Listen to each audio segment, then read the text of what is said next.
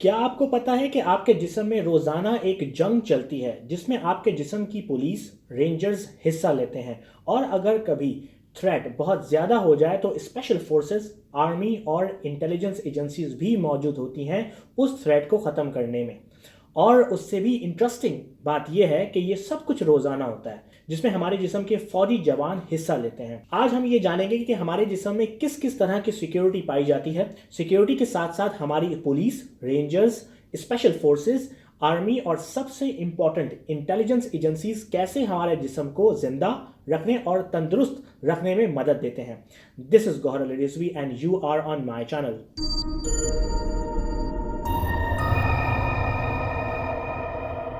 हमारे जिस्म का सिर्फ एक ही बेसिक काम होता है, अपने आप को जिंदा रखना। इसलिए वो हर उस चीज को शक की निगाह से देखता है जो हमारी नहीं है, जिसमें बैक्टीरिया, वायरस, दूसरे शख्स के सेल, अपने बीमार सेल और तकरीबन हर वो चीज शामिल है जो अपनी बॉडी की नहीं है, जिसमें अपनी बॉडी के एबनॉर्मल सेल्स भी शामिल होते हैं। इसी वजह से किडनी ट्रांसप्लांट भी रिजेक्ट हो जाते हैं क्योंकि बॉडी उन्हें कभी अपना मानती ही नहीं है।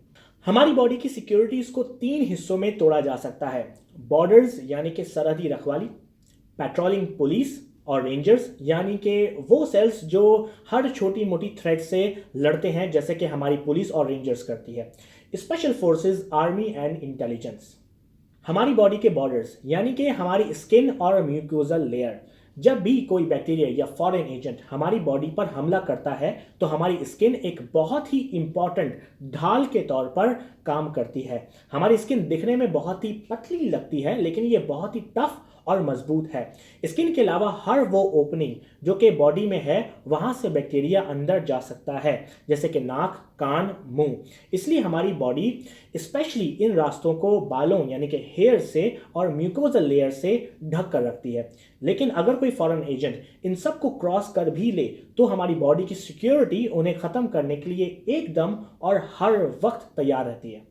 फॉर एग्जाम्पल, अगर हमें चोट लग जाए या कोई कट लग जाए तो उस जगह से फॉरेन एजेंट्स के अंदर घुसने का खतरा रहता है, और अगर कोई बैक्टीरिया या वायरस अंदर घुस जाता है तो हमारी पुलिस यानी कि न्यूट्रोफिल्स उनसे निपटने के लिए तैयार रहते हैं। ये बहुत ही कमाल की सिक्योरिटी होती है। ये यूजली खून में होते हैं और किसी भी फॉरेन बॉडी को देखते ही उस पर हमला कर देते हैं और उसे निगल लेते हैं, और निगलने के कुछ अरसे के बाद मर जाते हैं।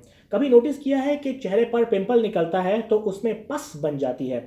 मेनली वो हमारे शहीद हुए हुए न्यूट्रोफिल्स होते हैं जिन्होंने बहादुरी के साथ लड़कर आपके लिए जान दी है। खून की पुलिस को हम न्यूट्रोफिल्स कहते हैं, लेकिन खून के बाहर दूसरे इलाकों में रेंजर्स काम करती है जिनको मैक्रोफेजेस कहते हैं, जो कि हमारे ब्लड यानी कि खून से ही आते हैं बॉडी के दूसरे टिश्यूज में। ये भी न्यूट्रोफिल्स की तरह किसी भी फॉरेन एजेंट को निगल जाते हैं और उनको तोड़ मरोड़ कर बाहर निकालते हैं, लेकिन मरते नहीं हैं। एक रेंजर का एहलकार तकरीबन 100 बैक्टीरिया को मार सकता है। हमारी पुलिस यानी न्यूट्रोफिल्स और मैक्रोफेजेस को बाहर के बैक्टीरिया और दूसरे हार्मफुल मटेरियल से लड़ने की इजाजत होती है, लेकिन अपने ही लोगों से नहीं। उनके लिए एलीट फोर्स मौजूद होती है यानी कि नेचुरल किलर सेल्स। ये फोर्स हमारी अपनी बॉडी के उन सेल्स को ढूंढते हैं जो कि या तो अपना काम सही से नहीं कर रहे या फिर उन्होंने किसी बैक्टीरिया या वायरस को अपने अंदर पनाह दी हुई है या जिनके अंदर वायरस घुसकर छुप गए हैं। नेचुरल किलर सेल्स ऐसा इसलिए कर पाते हैं कि वो हर सेल के पास जाते हैं और उनसे उनका आईडी कार्ड पूछते हैं। हमारी बॉडी का एक यूनिक आईडी कार्ड होता है जिसको MHC1 कहते हैं, जो कि एक प्रोटीन होता है। अगर सेल के पास वो आईडी कार्ड होता है तो एलीट फोर्सेस यानी कि नेचुरल किलर सेल्स उसको कुछ नहीं कहते। लेकिन अगर किसी वायरस ने उस सेल में पनाह ली हुई होती है तो वो सेल के MHC1 पर जाहिर होना शुरू हो जाता है या सेल MHC1 प्रोटीन बनाना बंद कर देता है, जिसको देखते ही नेचुरल किलर सेल्स उसमें जहर डाल देते हैं, जो कि एक केमिकल एंजाइम होता है जिससे वो सेल मर जाता है। सो फाइनली हमें यह पता है कि हमारी पुलिस और रेंजर्स काम कैसे करते हैं। तो सवाल ये उठता है कि उन्हें पता कैसे चलता है कि कहां पर इमरजेंसी नाफिज है और किस इलाके के हालात खराब हैं। Let's start with an example. आप गिर गए और आपको चोट लगी और खून बहने लगा, और आपकी बॉडी ये चाहती है कि अगर कोई घुसपैठिया अंदर घुस आया है तो उसे बाहर किया जाए, सिचुएशन को न्यूट्रलाइज किया जाए और वहां की सफाई की जाए। तो ऐसी सिचुएशन में सबसे पहले अलार्म्स बजते हैं। ये वाले अलार्म्स नहीं, बल्कि बॉडी के अपने अलार्म्स होते हैं, जैसे कि चोट लगने की वजह से रेड हो जाना, स्वेल हो जाना, गर्म हो जाना और तकलीफ होती है। ये बॉडी अपने साथ खुद ही करती है और इसका मतलब होता है कि आपका defence system and repair system सही काम कर रहा है। जो रेंजर्स उन इलाकों में होती है वो फौरन चार्ज संभालती है और अगर बैक्टीरिया अंदर है तो फौरन उनके खिलाफ ऑपरेशन शुरू कर देती है। लेकिन अगर बैक्टीरिया की तादाद ज्यादा है तो रेंजर्स मैसेंजर भेजते हैं जिसमें अपनी लोकेशन और अर्जेंसी का बताते हैं और खून में मौजूद पुलिस यानी कि न्यूट्रोफिल्स फौरन ही उस जगह की तरफ रिपोर्ट करती हैं। न्यूट्रोफिल्स हमला करते हैं जिसमें ये हमले की जगह पर आंसू गैस और दूसरे केमिकल वेपन्स इस्तेमाल करते हैं। इस भयानक हमले से बहुत से अपने सेल्स को भी नुकसान पहुंचता है। मान लेते हैं कि बैक्टीरिया का अटैक बहुत ही बड़ा था तो कभी कभी पुलिस और रेंजर्स भी पूरी तरह हेल्प नहीं कर पाती और फिर वहां बुलाई जाती है special force, the D force यानी कि डेंड्राइटिक सेल्स। ये पुलिस और रेंजर्स की तरह हमला नहीं करते बल्कि वहां बैक्टीरिया को निगलते हैं, उनके टुकड़े टुकड़े करके सैंपल इकट्ठे करते हैं और उन्हें अपनी बॉडी के ऊपर चिपका देते हैं और फिर वो सैंपल्स लेकर आर्मी के हेडक्वार्टर जाते हैं। हमारी बॉडी की आर्मी भी कोई नॉर्मल आर्मी नहीं होती। इनके जवान बहुत ही मुश्किल सिलेक्शन प्रोसेस के बाद ही चुने जाते हैं। फॉर एग्जांपल हमारी टाइगर आर्मी यानी कि टी सेल आर्मी को बनाने के दौरान हर 4 रिक्रूट्स में से सिर्फ एक ही आर्मी ज्वाइन कर पाता है। सो फॉर एग्जांपल अभी एक न्यू रिक्रूट ने टाइगर आर्मी ज्वाइन की तो डेंड्राइटिक सेल यानी हमारी स्पेशल फोर्सेस का सेल उसे वो सैंपल उस नए टी सेल को लाकर दिखाता है और पूछता है कि क्या तुम इस असाइनमेंट को हैंडल कर सकते हो। अगर टी सेल कहता है यस, देन फौरन ही वो टी सेल अपने जैसे और सोल्जर्स बनाना शुरू कर देता है। ये सोल्जर्स 2 तरह के होते हैं, इंटेलिजेंस टी सेल्स जिनको मेमोरी टी सेल्स कहते हैं, किलर टी सेल्स जिनको साइटोटॉक्सिक टी सेल्स कहते हैं। मेमोरी सेल इस अटैक की सारी फाइल्स एंड कॉपीज याद कर लेते हैं और डायरेक्ट हमले में हिस्सा नहीं लेते, बल्कि अगर यही हमला आवर कभी फ्यूचर में हमला करे तो उसके लिए तैयार रहते हैं। इन्हीं की वजह से आपको चिकन पॉक्स एक बार होते हैं, क्योंकि अगली बार चिकन पॉक्स का वायरस आपके अंदर आ जाए तो ये मेमोरी सेल्स उन्हें फौरन ही मार डालते हैं और आपको दाने नहीं निकलते।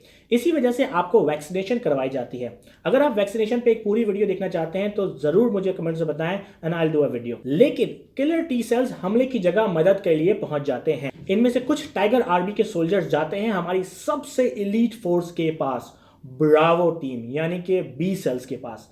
ब्रावो टीम भी टाइगर टीम की तरह होते हैं और जब टाइगर टीम का मेंबर ब्रावो टीम को रिपोर्ट करता है और स्पेशल फोर्सेस की फाइल्स देता है और बताता है कि हमें सैंपल्स इस तरह के मिले हैं जायवाकू से, तो ब्रावो टीम उन सैंपल्स को स्टडी करती है और बहुत सारे छोटे छोटे आइटम्स बनाती है। आप इसको ऐसे समझें कि वो बल्ब बनाती है जो कि सिर्फ उन सैंपल से मिलते ही जल जाते हैं और ऐसे करोड़ों बल्ब यानी कि एंटीबॉडीज बनाकर ब्लड में छोड़ देते हैं और वो बल्ब जब हमले की जगह पहुंचते हैं तो जहां जहां बैक्टीरिया छुपे हुए होते हैं उनसे चिपक जाते हैं और जलना शुरू कर देते हैं। सिंस के tiger team already in samples और बल्ब को पहचानती है तो एक बहुत ही घुमसान का हमला होता है बैक्टीरिया पर और जहां जहां बल्ब की रोशनी नजर आती है वो बैक्टीरिया वासले जहन्नम होता जाता है। इन बल्ब यानी एंटीबॉडीज के होने से काम बहुत ही आसान हो जाता है। उससे भी कमाल की बात यह है कि जिन जिन सेल्स पर बल्ब रोशन होता है उन पे पुलिस और रेंजर्स भी हाथ साफ करती है, क्योंकि उनकी ट्रेनिंग भी यही होती है कि बल्ब देखो और उड़ा दो। आहिस्ता आहिस्ता बैक्टीरिया मरना शुरू हो जाते हैं और एक एक करके सब खत्म हो जाते हैं। लेकिन इस प्रोसेस के दौरान हमारे बहुत से जवान भी शहीद होते हैं। लेकिन वतन की मिट्टी इतनी जरखेज है कि ऐसे और एहलकारों को पैदा करती है जो कि आपके लिए जान देने को तैयार हो जाए। आई होप कि आपको ये वीडियो पसंद आई हो। मैं ये क्लियर कर दूं कि मैंने बहुत बहुत बहुत ही सिंपल लैंग्वेज में समझाने की कोशिश की है। रियलिटी में ये सब कुछ बहुत ही कॉम्प्लेक्स तरीके से होता है। अगर आपको कोई सवाल पूछना है तो ज़रूर मुझे कमेंट्स में रिप्लाई करें। इसके साथ साथ मुझे YouTube पर सब्सक्राइब करें www.youtube.com/mychannelvideo।